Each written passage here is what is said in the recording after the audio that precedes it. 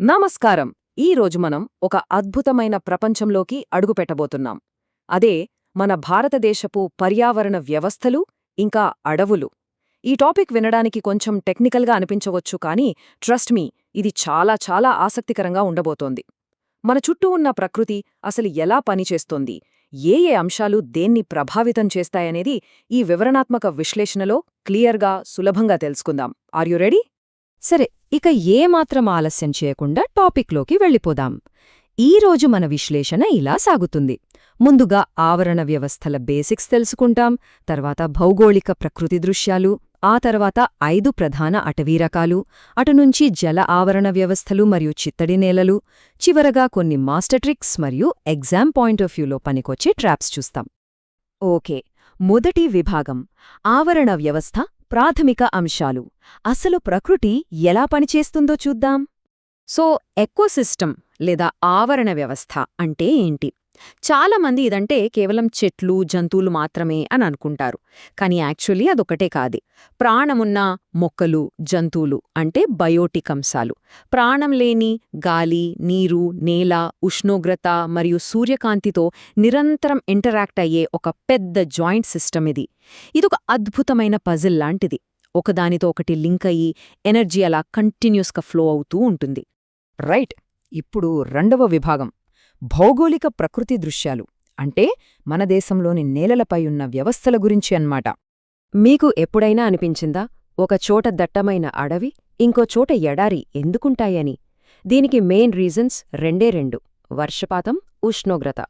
ఒకవేళ వర్షపాతం చాలా ఎక్కువగా ఉందనుకోండి, ఆటోమేటిక్గా అక్కడ దట్టమైన అడవులు వస్తాయి.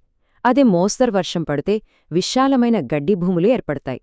అసలు వర్షమే లేకపోతే అప్పుడు రాజస్థాన్లోని థార్లాంటి ఎడారులుగా మారిపోతాయి. ఇక విపరీతమైన చలి ఉన్న ప్రాంతాల్లో మంచు పర్వతాల వ్యవస్థలుంటాయి. సో ఇదంతా వాతావరణమాడే మ్యాజిక్ అనమాట. ఒక్క నిమిషం, ఇక్కడాగండి. ఇది చాలామంది పడే ఒక పెద్ద ట్రాప్. గడ్డి భూములనగానే అవేవో పాడుబడిన పనికిరాని భూములని చాలామంది కన్ఫ్యూజ్ అవుతుంటారు. కాని అది అస్సలు నిజం కాదు.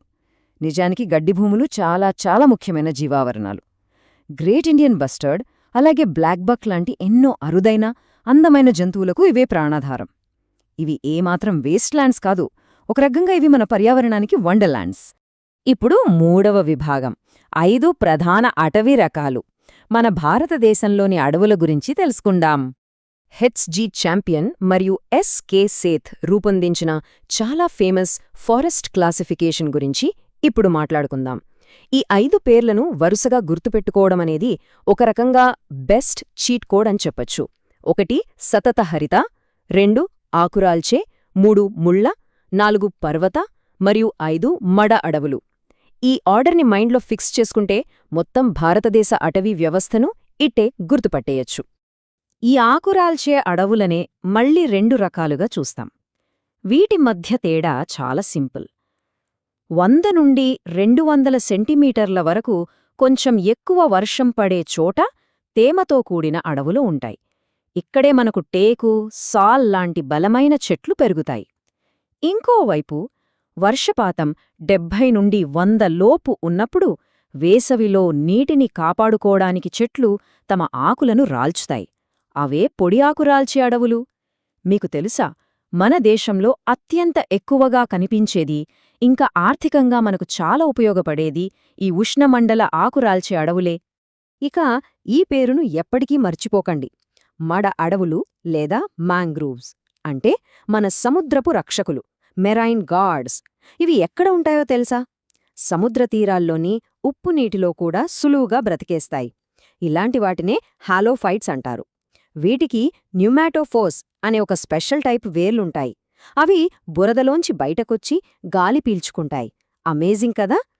తుఫానులు, సునామీలు వచ్చినప్పుడు మన తీర ప్రాంతాలను కవచంలా కాపాడేదే ఈ మడ అడవులే. ఇప్పుడు 4వ విభాగానికి వచ్చేద్దాం. జల ఆవరణ వ్యవస్థలు మరియు చిత్తడి నేలలు. నేలపై నుండి ఇప్పుడు కొంచెం నీటివైపు వెళ్దాం. ఇక్కడ చిత్తడి నేలలు లేదా వెట్లాండ్స్ అనేవి ప్రకృతికి న్యాచురల్ ఫిల్టర్స్ లాంటివి. వరదలు వచ్చినప్పుడు ఇవి అదనపు నీటిని ఒక పెద్ద స్పాంజ్లాగా పీల్చుకుంటాయి. అంతేకాదు, నీటిలో ఉన్న కెమికల్స్ని, కాలుష్యాన్ని క్లీన్ చేస్తాయి. ఎక్కడెక్కడ్నుంచో వలస వచ్చే ఎన్నో రకాల పక్షులకు ఇవి సేఫ్ ఇల్లులాంటివి. అందుకే భూమికి నీటికి మధ్య ఉండే ఈ చిత్తడి నేలలు చాలా ప్రొడక్టివ్ మరియు ఎంతో అవసరమైనవి కూడా. ఓకే, ఇప్పుడు మీకు ఇంట్రెస్టింగ్ క్వెశ్చన్. జాతీయ ఉద్యానవనాలు అంటే నేషనల్ పార్క్స్ నేలమీద ఉండటం సాధారణమే. కానీ ఏకంగా నీటిమీద తేలియాడే జాతీయ ఉద్యానవనం ఎక్కడుందో ఎప్పుడైనా విన్నారా? వరల్డ్ మొత్తం మీద ఇదొక్కటే ఉంది. ఎక్కడుందో గెస్ చేయగలరా? సర్ప్రైజింగ్ విషయమేంటంటే ఆ అద్భుతం మరెక్కడో లేదు, మన భారతదేశంలోనే ఉంది. అదే మణిపూర్లోని లోక్తాక్ సరస్సు మీదున్న కీబుల్ లంజావో నేషనల్ పార్క్. ఇక్కడ ఫుమ్డీస్ అని పిలిచే ఒక రకమైన వృక్ష సంపద ఏకంగా నీటిపైన వలయాలుగా తేలియాడుతూ ఉంటుంది. ఇదొక అద్భుతమైన ప్రకృతి వింత. నిజంగా ఇది చూస్తే ఎవరైనా వావ్ అనాల్సిందే. సరే, ఇప్పుడు మన చివరి విభాగం 5వది, మాస్టర్ ట్రిక్స్ మరియు ట్రాప్స్. ఈ టాపిక్ మొత్తంలో ఎవరైనా మిమ్మల్ని కన్ఫ్యూజ్ చేయాలంటే ఇక్కడే చేస్తారు. మనం ఇప్పటివరకు నేర్చుకున్నవి పర్ఫెక్ట్గా గుర్తుంచుకోవడానికి కొన్ని క్విక్ వాస్తవాలు చూద్దాం. ఎవరైనా కన్ఫ్యూజ్ చేయడానికి ట్రై చేసినా మీరు ఈ 3 పాయింట్స్లో ఖచ్చితంగా ఉండాలి. 1. సుందర్బన్స్ అనేవి మడ అడవులు. ఇది 100% నిజం. 2. ఒడిషాలోని చిల్కా సరస్సు అనేది ఒక ఉప్పునీటి మడుగు లేదా బ్రాకిష్ లగూన్. ఇది కూడా నిజమే. ఇక 3. భారతదేశంలో అత్యంత విస్తృతంగా వ్యాపించి ఉన్నవి ఉష్ణమండల ఆకురాల్చే అడవులు. ఈ ఫ్యాక్ట్స్ అస్సలు మర్చిపోకండి. ఈ ఎపిసోడ్ మొత్తాన్ని ఒక 5 పవర్ఫుల్ బుల్లెట్ పాయింట్స్లో చెప్పాలంటే: 1. ఉత్పత్తిదారులు సూర్యుని నుండే నేరుగా శక్తిని గ్రహిస్తాయి. 2. పర్వత వ్యవస్థలు చాలా ఫ్రాజైల్ అంటే సున్నితమైనవి. 3. న్యూమాటోఫోర్స్ అంటే మడ అడవుల్లో గాలి పీల్చుకునే వేర్లు. 4. చిత్తడి నేలలు వరదలను ఆపే న్యాచురల్ బఫర్లు. 5. గ్లోబల్ వార్మింగ్ వల్లే సముద్రాల్లో పగలపు దిబ్బలు అదే కోరల్స్ తమ రంగును కోల్పోయి బ్లీచ్ అవుతున్నాయి. దీన్నే కోరల్ బ్లీచింగ్ అంటారు. ఈ 5 పాయింట్స్ మైండ్లో అలా ప్రింట్ చేసేసుకోండి. చివరగా ఒకసారి లోతుగా ఆలోచించండి. మన అడవులు, ఈ పచ్చని గడ్డిభూములు, పగడపు దిబ్బలు ఇవన్నీ ఎంతో సెన్సిటివ్. కానీ రోజురోజుకూ పెరుగుతున్న వేడి, కరుగుతున్న మంచు, పెరుగుతున్న సముద్ర మట్టాలు వీటన్నింటి వల్ల రాబోయే 10 ఏళ్లలో మన భారతదేశపు ఈ అద్భుతమైన ప్రకృతి చిత్రపటం ఎలా మారిపోబోతుంది? ఇవన్నీ శాశ్వతంగా కనుమరుగయ్యే ప్రమాదముందా? వీటిని కాపాడుకునే దిశగా మనమెలాంటి అడుగులేస్తాం? ఈ ప్రశ్న మిమ్మల్ని మీరే అడగండి. ఎందుకంటే ప్రకృతిని అర్థం చేసుకోవడం ఎప్పటికీ ముగిసిపోని ప్రయాణం. సో మరింత తెలుసుకోవాలనే ఉత్సుకత మనందరిలో ఎప్పటికీ రగులుతూనే ఉండాలి. ఈనాటి విశ్లేషణల్లో నాతో పాటు ప్రయాణించినందుకు ధన్యవాదాలు.